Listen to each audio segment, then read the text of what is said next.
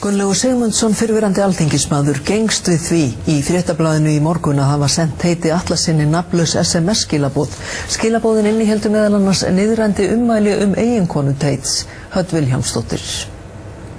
Málið hófst 16. febrúar á þessu ári en þá rifjaði Teitur upp á bloggsíðu sinni 13 ára gamlan greinaflokk Agnesar Bragadóttur, blaðamanns á Morgunblaðinu, kögunamálið svokallaða. Þetta gerði Teitur undir yfirskriftinni formaður Framsóknarflokksins og hræðslan og hélt hann því þar fram að Gunnlaugur hefði nýtt pólitískt tengsl sín til að komast yfir kögun á sínum tíma með hjálp konu sinnar og að þau hjónin hefðu orðið milljarðamæringar á nokkrum árum vegna þessa. Gunnlaugur og kona hans fóru í kjölfarið í meiðyrðamál við Teit. Teitur hefur nú kært Gunnlaug fyrir að hafa sent sér í fjórgang nafnlaus SMS-skilaboð 12 alls.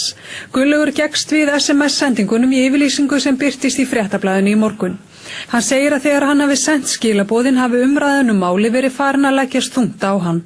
Teitur vill ekki gefa upp efni skilaboðana að öðru leyti en því að Gunnlaugur talaði meðal annars niðrandi konu Teits.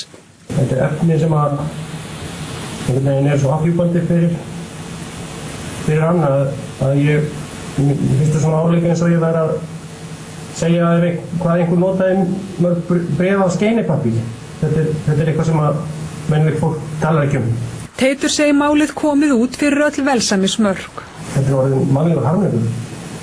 Ég bara vona að Gunnlaugur láti staðan í þessu máli. Hvað sagði Gunnlaugur konuna þína? Ég ætla ekki að svara. Erla Skúladóttir, lögmaður Gunnlaugs, vildi ekkert tjá sig málið í samtali við Fréttastofu.